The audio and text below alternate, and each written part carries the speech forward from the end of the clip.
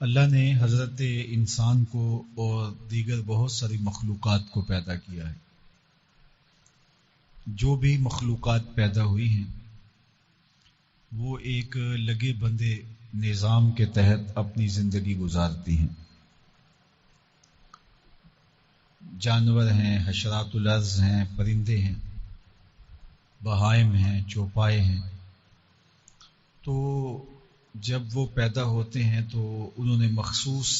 غذا لینی ہوتی ہے جو وہ تلاش کر لیتے ہیں. مخصوص ان کی رہن سہن ہے جو اطراف کا ماحول ان کو میسر آتا ہے تو وہ وہاں گزر اوقات کر لیتے ہیں. اکل و شرب اور اپنی جنسی خواہشات کی تکمیل یہ ان کا وظیفہ ہے، اور اس کے لیے جو ایک مخصوص نظام ہے اس کے تحت وہ وقت گزارتے ہیں اور اس ایک طے شدہ اور متعین راستے پر ہی چل کے اپنی ساری زندگی بسر کر دیتے ہیں. اور وہ چیز ان کی فطرت میں، ان کی طبع میں ہوتی ہے. ان کے لیے کوئی کالج، کوئی ادارے، کوئی تربیتی نظم نہیں ہوتا کہ وہ سیکھتے ہیں شیر نے شکار کیسے کرنا ہے اور یہ ساری چیزیں، بلکہ ان کی فطرت کے اندر رکھا ہے. ان کے والدین اس کی تھوڑی مدد کر دیتے ہیں اور وہ ان سے کچھ تھوڑا سا ان کے عمل کو دیکھ کر کے ایک ہمت پیدا کر لیتے ہیں. تو ان کی طبع میں ہے. حضرت انسان بھی ایک اللہ کی مخلوق ہے باقی مخلوقات کی طرح، لیکن اس کا نظام، اس کی عقل، اس کے شعور، اس کے فہم اور جس ماحول میں پیدا ہوا ہے اس ماحول کی تربیت کی مطابقت کے اندر نشو و نما پاتا ہے. ایک جنگل میں پیدا ہونے والا اور ایک متمدن ماحول میں پیدا ہونے والا، دونوں کے وظائف حیات اور دونوں کا طریقہ اور رہن سہن مختلف ہوتا ہے. اسی طرح ایک کافرانہ نظام میں نشو و نما پانے والا اور ایک اسلامی تہذیب میں نشو و نما پانے والا، دونوں کی عادات، خصلتیں اور ان کی ترجیحات الگ ہوتی ہیں. اسی طرح انتہائی غربت اور انتہائی دولت مندی کی ناز برداریوں میں پروان چڑھنے والا، دونوں کے مزاج میں تفاوت ہوتا ہے. تو حضرت انسان ان جانوروں کی طرح ایک طے شدہ زندگی بسر نہیں کرتا، بلکہ وہ یہاں آ کر کے سیکھتا ہے، اور جس طرح کا اس کو ماحول میسر آئے اس طرح وہ سیکھ کر کے اپنی زندگی کے لف و نشر کو مرتب کرتا ہے اور منظم کرتا ہے اور آگے بڑھتا ہے. اب وہ جس طرح کی زندگی بسر کرتا ہے وہ اس کے ماحول کے، اس کے اوپر اثرات ہیں. اس لیے ہمیں ابتداءً ہی سیکھنے کے عمل سے گزرنا پڑتا ہے.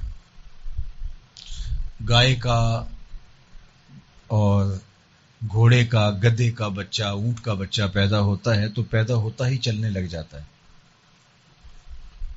لیکن انسان کے بچے کو چلنے کے لیے کم از کم 1.5 سال کا عرصہ لگتا ہے. وہ پیدا ہوتے ہی بولنے لگ جاتا ہے، لیکن انسان کو بولنا سیکھنا 2 سے 2.5 سال جو ہے وہ اتنا عرصہ کم از کم اس کو لگتا ہے. اس لیے کہ اس کا بولنا، چاہے وہ غرانہ ہے، چاہے وہ چہچہانا ہے، چاہے وہ جو بھی اس کا انداز ہے وہی اس کی ایک مخصوص بولی ہے، تو لہٰذا اس کے لیے اس کو کوئی سیکھنے کے عمل سے نہیں گزرنا پڑتا. اس لیے اس کا جو وظیفہ حیات ہے وہ بھی ایک لگا بندہ نظام ہے. اس کے لیے اس کو کسی لمبے پروسیس میں نہیں پڑھنا پڑتا، بلکہ وہ ایک خود بخود ایک اس ڈگر پہ وہ چلا جاتا ہے. لیکن انسان کے جو معاملے ہیں وہ ان سب سے مختلف ہیں. اس لیے اس کو سیکھنے کے عمل سے بچپن سے ہی گزرنا پڑتا ہے. بولنے سے لے کر چلنے تک، چیزوں کی معرفت سے لے کر کے ان کے اندر امتیاز کرنے تک، خیر اور شر کے اندر تمیز کرنے، اور پھر جو ہے وہ اچھائی کو اختیار کرنے اور بہتر سے بہتری کی تلاش کے اندر آگے بڑھنے تک۔ اس لیے انسان ہر وقت جو ہے وہ اس کے اندر یہ گنجائش موجود ہوتی ہے کہ وہ بہتر سے بہتر ہو سکے۔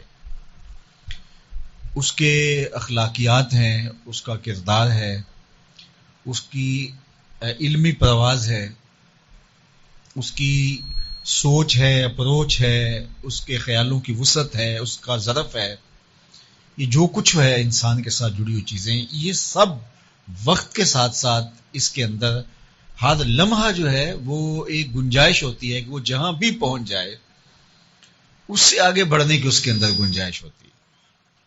ہر لہجہ نیا طور نئی بر کے تجلی، اللہ کرے مرحلہ شوق نہ ہوتا ہے۔ جس طرح انسان کے باطن کے لیے راستے ہوتے ہیں کہ وہ مرحلہ شوق طے نہیں ہوتا، اس لیے کہ اس کی قربت کے سلسلے لامتناہی ہیں، تو اسی طرح اللہ تعالیٰ نے انسان کو جو ہے وہ بہت زیادہ وسعت عطا کی ہے۔ تو آدم علیہ السلام سے لے کر کے حضور علیہ السلام تک آپ تدریجی مراحل دیکھیں انسانی زندگی کے، اور پھر مختلف ادوار میں مختلف نبیوں کے جو معجزات تھے وہ حصی تھے۔ حضور علیہ السلام کے معجزات زیادہ تر مانوی ہیں، اور چونکہ انسان آہستہ آہستہ تکمیل پذیر ہوتا ہے، اور آج انسانی شعور، انسانی فہم، ادراک اور انسانی جو ہے وہ ایجادات اور انسانی مادی ترقی سے لے کر کے اس کی فکری بلندی، یہ ساری چیزیں آپ کے سامنے ہیں۔ تو یہ بات ذہن میں رکھیے گا کہ انسان نے اس دنیا پہ آ کے سیکھنا ہوتا ہے، اور وہ جو سیکھتا ہے وہ حتمی بھی نہیں ہوتا، اس سے وہ آگے بھی بڑھ جاتا ہے، اور بعض کا جو وہ سیکھ چکا ہوتا ہے اور وہ سمجھتا ہے کہ میں بہت آگے ہوں، وہ اس کی سمت غلط ہو چکی ہوتی ہے اور وہ ادھر چلا جاتا ہے جدھر اس کو نہیں جانا چاہیے تھا۔ اور دنیا کے اوپر اس کی بہت ساری مثالیں ہیں، آپ مغرب کو ہی لیجئے، مادی ترقی میں تو وہ بہت اونچا چلا گیا، لیکن وہ اندر کے خلا کو پور نہیں کر سکا، چونکہ روح پیاسی رہ گئی، اور روح کی پیاس انسان کے اندر کو بے چین رکھتی ہے۔ اور آپ نے دیکھا کہ چونکہ مادی آسودگی اتنی ہے، اس نشے کے اندر وہ زندگی گزارتے ہیں، لیکن تھوڑی سی مشکل آ جائے تو وہ ان مشکلوں کو سہنے کی طاقت نہیں رکھتے، خودکشی کر لیتے ہیں، اور ان سے برداشت نہیں ہو پاتا، حالات کی مشکلیں ان سے صحیح نہیں جاتی، چونکہ ان کی پرورش اس ماحول میں ہوتی ہے۔ دوسری جانب سے ہمارے صوفیاء کی زندگیاں دیکھیں، جو ہمارے مسلمان تربیت پانے والے لوگ، وہ مشکل سے مشکل حالات میں آگے بڑھنے کی توانائی رکھتے ہیں، اور چونکہ ان کو ایک تیقن کا نور نصیب ہوتا ہے، جو ان کو ایک مضبوط اندر کا انسان جو ہے ان کا تعمیر ہوتا ہے۔ تو وہ مضبوط اندر کا انسان تعمیر ہونے کے لیے ہمیں آسمانی ہدایت کی ضرورت ہے، جو ہم اپنی عقل سے، اپنے فہم سے، اپنے ادراک سے،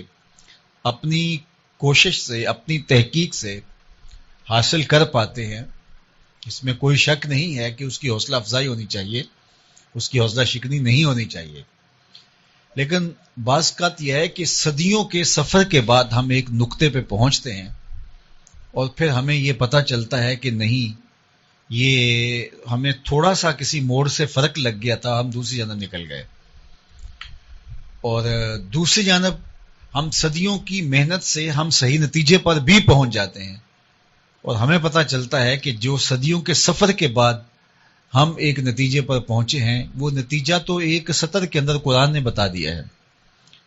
تو اس لیے ہمارے لیے جو مکمل اکمل ضابطہ حیات ہے، جو ہماری مکمل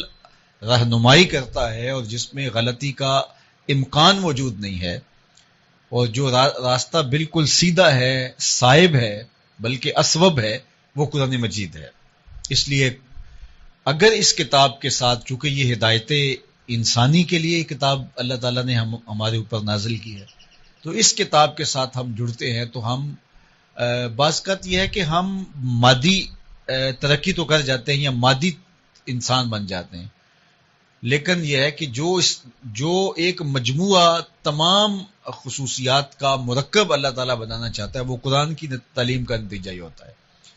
تو ہم دنیا کے اوپر کتنے لوگوں کو جانتے ہیں وہ بہت ہی اقدار کے اعتبار سے، اخلاقیات کے اعتبار سے، بہت ساری چیزوں کے اعتبار سے بڑے مکمل ہوتے ہیں، لیکن دوسرے پہلو میں جو ہے وہ کمی رہ جاتی ہے۔ میں نے کہیں پڑھا تو نہیں ہے، کسی بزرگ سے سنا تھا کہ جو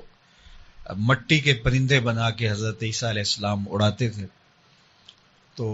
یہ اللہ تعالیٰ نے ان کو شان دی تھی اور اس کے اندر زندگی پیدا ہو جانا اگرچہ امر الہی سے تھا لیکن معجزہ تھا۔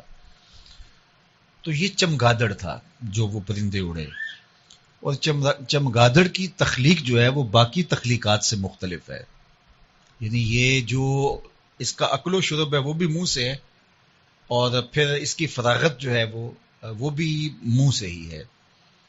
تو انسانی تخلیق جتنی بھی مکمل ہو اس میں سکم رہ جاتا ہے،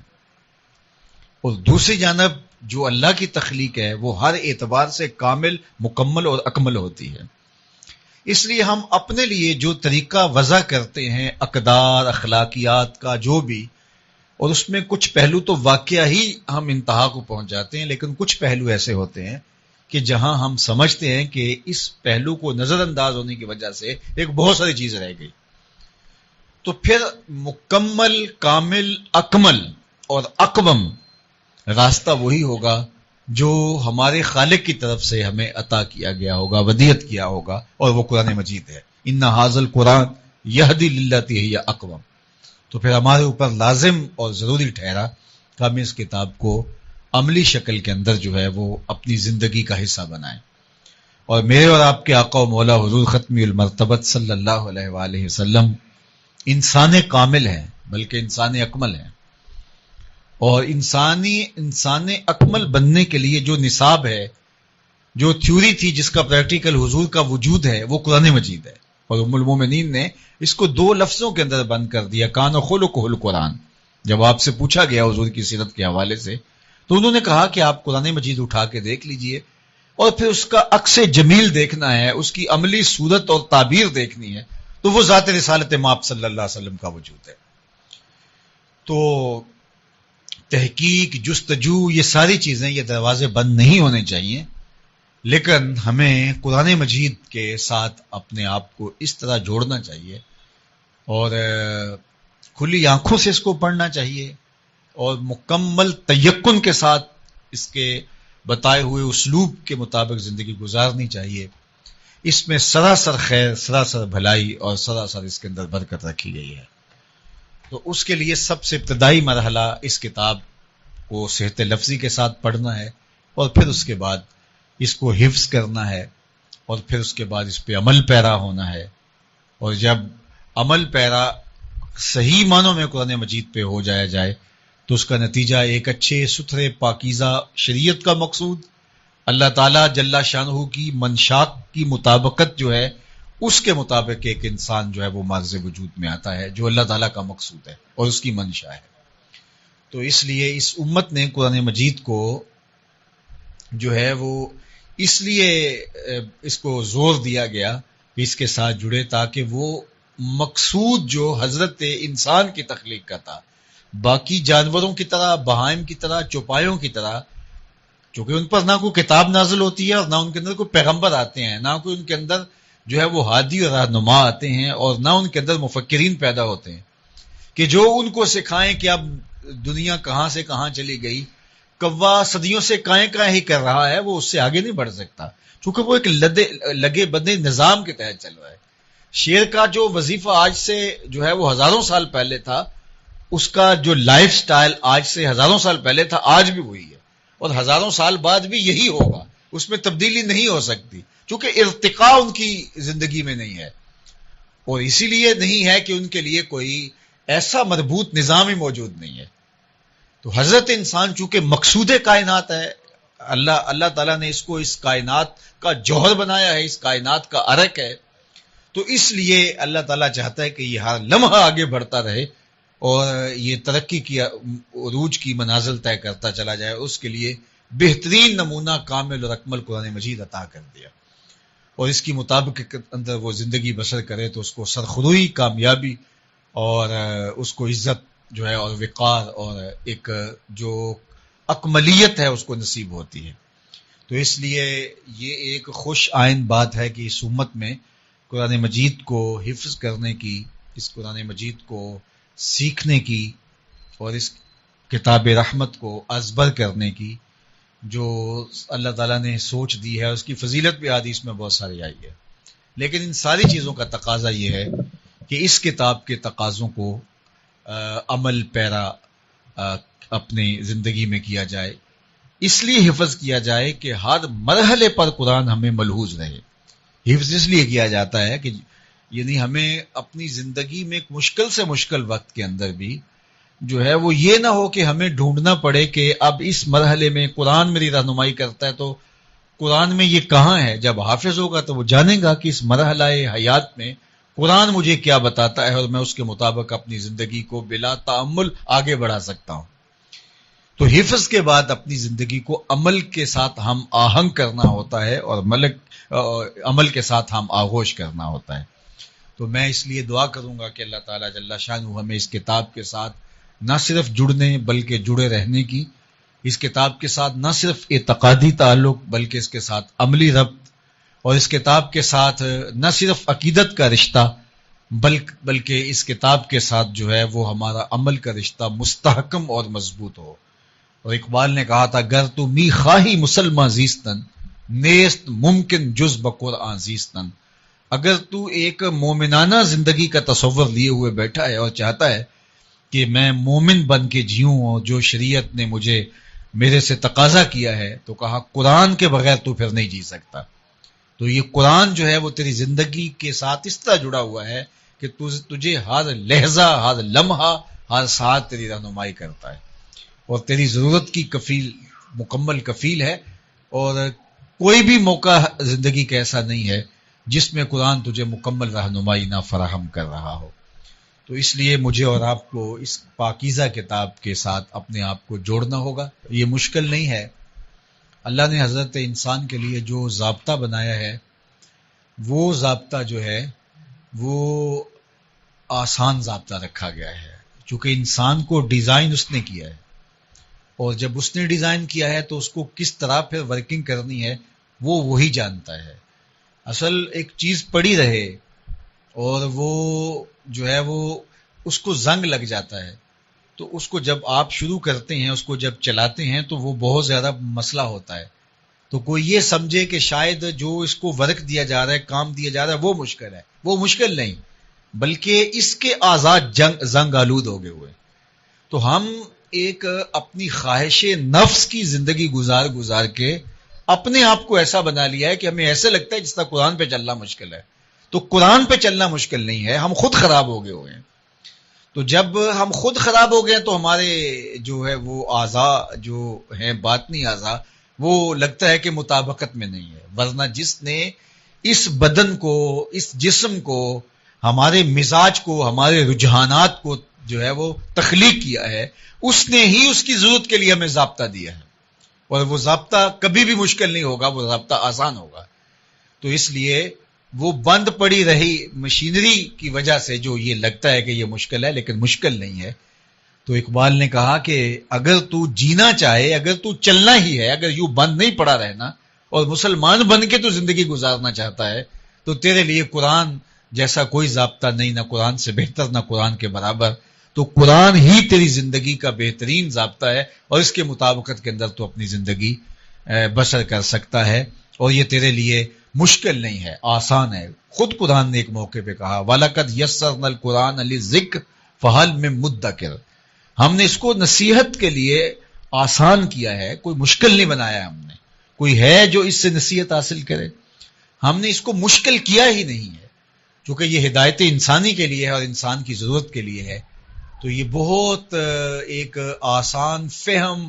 طریقہ مسلوکہ ہے، ایک راستہ ہے جس راستے پہ چل کر ہم اپنی زندگی کو خوشگوار بنا سکتے ہیں۔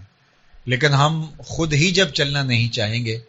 تو پھر نتیجہ یہی ہوگا جو اس وقت پوری امت کا ہے۔ تو سچی بات تو یہ ہے کہ امت جمود کا شکار ہے، امت تعطل کا شکار ہے. امت جو ہے وہ بالکل اس کے باطنی اعضاء کو زنگ لگ چکا ہے، اور اتنی قیمتی مشینری جو ہے جو رب نے بنائی ہے، اور پھر اس کے لیے جو نظام عمل ہے وہ بھی موجود ہے، لیکن یہ زنگ شدہ مشینری جو ہے یہ چلنے کے لیے تیار نہیں ہے، اور اس کے نتیجے کے اندر پھر جو ہے وہ آج ہماری جو حالت ہے وہ ہمارے سامنے ہے. تو آج بھی ہم اگر اس کتاب پہ آ جائیں، تھوڑے دن ہمارے لیے مشکل ضرور ہوگی، لیکن یہ کتاب ہمیں تسکین قلب بھی عطا کرتی ہے، اور یہ راستہ بھی سیدھا بھی ہے. صراط مستقیم بھی اس کو کہا گیا ہے جو یہ قرآن دکھاتا ہے، اقوم بھی کہا گیا ہے. اس کے اندر کوئی عوج نہیں، کوئی ٹیڑھا پن نہیں ہے، اور ہے بھی یہ قول فیصل. کوئی ایسی نہیں ہے کہ کوئی چیز برس ہا برس کے تجربے کے بعد پتہ چلے وہ نہیں ایسے چلنا چاہیے تھا. یہ طے شدہ ایک مربوط نظام ہے جو ہمارے خالق نے، جس نے ہمیں تخلیق کیا ہے، اس نے ہمیں یہ عطا کیا ہے زندگی گزارنے کا نسخہ، اور اس کے مطابق زندگی گزار کر کے سرخرو، کامیاب اور بامراد زندگی گزار سکتے ہیں. اور اگر ہم اس کتاب کو چھوڑیں گے تو پھر نتیجہ وہی ہوگا جو ہمارا ہے. اور اس امت کا المیہ یہی ہے کہ اس نے اتنا بڑا لاہے عمل، اتنا بڑا مربوط نظام، اتنا بڑا منظم سسٹم جو ہے اس کو اس نے چھوڑ دیا، اور پھر نتیجہ آج جو ہے وہ قسم پرسی ہے، ادبار ہے، پستی ہے، ذبو حالی ہے، زوال ہے، رسوائی ہے، اور جو کچھ ہے وہ آپ کے سامنے ہے. تو اللہ تعالی ہمیں سعادت مندی کے یہ لمحے عطا کیے ہیں. اللہ ہماری نسلوں کو بھی، آنے والی نسلوں کو بھی اس قرآن کے ساتھ جوڑے، اس قرآن کی تلاوت کے ساتھ، اس قرآن مجید کے حفظ کے ساتھ، اس کے معانی و مطالب کے فہم کے ساتھ، اور اس پر عمل کے ساتھ. اور پھر اس کا نتیجہ خود بخود وہ پیدا ہونے والا ہے جو مقصود اس دنیا کے اوپر آنے کے. اگر ہم مقصد کو نہیں سمجھے تو پھر زندگی برباد کر دی. وہ آئے اور آ کے چلے گئے، یہ کھانے پینے سونے جاگنے کے لیے تو چڑیا بھی، کوا بھی اور باقی جانور بھی جی رہے ہیں. ہم اشرف المخلوقات کس کے لیے ہیں اگر ہمارا وظیفہ یات وہی ہے جو ایک چونٹی کا ہے، جو ایک کیڑے مکوڑے کا ہے، ایک پرندے کا جو وظیفہ یات ہے، صرف کھانا پینا، اچھا گھونسلہ، یہ تو کوئی کمال نہیں ہے. ہمارا ما برائے کار دیگر آمدائم، حضرت شیخ شاہ نقشبند بخاری نے کہا تھا کہ ہم کسی اور کام کے لیے آئے ہیں. ہماری زندگی کا کچھ مقصد ہے جس مقصد کے لیے ہم تخلیق کیے گئے ہیں. ہم باقی تمام مخلوق جو کہ ہزاروں کی تعداد میں مخلوقات ہیں اور زیرو ہیں، ان کے اندر ہمارے سے طاقت زیادہ ہے. شیر میں طاقت ہم سے زیادہ ہے، ہاتھی کی جسامت ہم سے زیادہ ہے، گھوڑے کے اندر قوت ہم سے زیادہ ہے، عقاب کی نگاہوں میں جو ہے وہ زور ہم سے زیادہ ہے، کسی کے پنجوں میں طاقت زیادہ ہے. تو آپ دیکھ لیں جتنے بھی پھیلے ہوئے جانور ہیں، کسی کی رفتار بھی ہم سے زیادہ ہے، لیکن اس کے باوجود یہ اتنی خوبیوں کے باوجود وہ مقصود نہیں ہے کائنات کا. مقصود کائنات کا حضرت انسان ہے. اور اگر اس کا وظیفہ بھی وہی ہو جو ان کا وظیفہ ہو تو کتنی عجیب بات ہے. ایک شخص کو وزیر اعظم بنا دیا جائے اور وہ صبح جو ہے وہ دابڑا اٹھا کر وہ بھی مزدوروں کی طرح جا رہا ہو، تو اسے کہا جائے گا کہ یار تجھے پتہ نہیں کہ تیری ذمہ داریاں کیا ہے. تیری ذمہ داریاں ملک کے نظم و نسق کو چلانا ہے، اور تو جو ہے وہ دابڑا اٹھا کر کے اور تیسی کانڈی پکڑ کے تو کہہ رہا ہے کہ نہیں میں مکان بنانے جا رہا ہوں. تو پھر تجھے پتہ ہی نہیں، اپنے منصب سے آگاہی نہیں ہے. تو اس کو اللہ تعالیٰ نے اشرف المخلوقات، نائب الہی، خلیفۃ اللہ فی الارض بنایا تھا. اور اس کا یہ سمجھتا ہے کہ میں نے روٹی کمانی ہے، اور میں نے جو ہے وہ اچھا گھر بنانا ہے، میں نے اچھے کپڑے بنانے ہیں، اور یہ اللہ دے گا، اس کا اللہ کا وعدہ ہے، اور اللہ کے وعدے سچے ہیں. اور اس کے لیے اس کو کچھ محنت، کچھ وقت دینا جو ہے وہ ضروری ہے. لیکن جو اس کا مقصد حیات ہے وہ نائب الہی ہے، تو پھر نائب الہی ہے تو پھر تخلقوا باخلاق اللہ، تو وہ پھر صفتیں اس کے اندر پیدا کرنا ہوں گی. جس کا نائب ہے اس کی صفات کا پھر اسے عکس بننا پڑے گا، عکس جمال کبریا اس کو بننا پڑے گا. کیوں؟ اس لیے کہ یہ نائب الہی ہے. جب یہ نائب الہی ہے، جب یہ ذل الہی ہے، جب اللہ کی رحمتوں کا روپ ہے، اس کی رحمتوں کا سایہ ہے، تو پھر جب وہ نائب ہے اس کا، تو پھر اس کی صفات کا عکس اس کے وجود سے دکھائی دے. اور وہ پیدا کرنے کے لیے وہ کہے میں کیسے پیدا کروں، اللہ نے وہ نظام دیا ہے اور قرآن مجید عطا کیا ہے، اور اس کو لے کر کے بیٹھ جائے، روز ایک رکوع روز تلاوت کرے اور دیکھے کہ اس میں میرے رب نے مجھ سے کس بات کا تقاضا کیا ہے، جن خوبیوں کا تقاضا مجھ سے ان 10 آیات میں کیا ہے، کیا وہ میرے اندر موجود ہیں؟ وہ شروع کر دے اور اپنے اندر وہ پیدا کرنے شروع کر دے، عزم مصمم کر دے، تو وہ دیکھنا کہ مہینوں اشروں کے اندر اس کی ذات کس طرح مکمل ہونا شروع ہو جائے گی اور وہ واقعتاً اس مسند پہ آ جائے گا۔ لیکن جب یہ اس کی طلب اس کو نہیں ہوگی، تو طلب کے بغیر تو ماں بھی بیٹے کو دودھ نہیں دیتی۔ جب بیٹا روتا ہے تو تب ماں کی چھاتی میں جوش آتا ہے۔ تو اللہ جل شانہ کی نیابت کوئی چھوٹا انعام ہے، کوئی چھوٹی بات ہے اس کی نیابت، لیکن ہماری ترجیحات ہی وہ نہیں ہوگی، ہماری خواہش تک وہ نہیں ہوگی، اور اس منصب کو حاصل کرنے کے لیے جو ایثار اور جو قربانی ہمیں دینا پڑے گی وہی نہیں ہوگی، ہماری سوچ اور فکر کی وہ بلندی تک نہیں ہوگی، تو پھر نتیجہ کیا ہوگا؟ پھر وہی ہوگا جو نتیجہ ہمارے سامنے ہے۔ اس لیے ہم اگر چاہیں کہ اللہ کی قربت حاصل کریں اور واقعتاً اس کے نائب بن کے دکھائیں، تو پھر ہمیں یہ مربوط منظم نصاب ہے ہمارے پاس، اس کے مطابق اپنی زندگی کو ڈھال لیں، تو پھر جو ہے وہ کوئی وجہ نہیں ہے کہ یہ کتاب ہماری زندگیوں کو نہ بدل دے۔ بلکہ اقبال نے تو کہا تھا، فاش می گوئم آنکھ در دل مزمرست، این کتاب نیز چیز دیگرست۔ اگر میں کھل کے کہہ دوں جو میرے سینے کے اندر موجود ہے تو سن لے، یہ کتاب نہیں ہے، یہ کوئی اور ہی شے ہے۔ یہ زندگیوں کے اندر ایسے حرارت اور بجلی بھر دیتی ہے، اور اس کتاب کے ساتھ ایسے اجالے ہوتے ہیں، اندر کی ظلمتیں مٹ جاتی ہیں، خیر اور نور کے چشمے پھوٹنے لگتے ہیں اندر سے،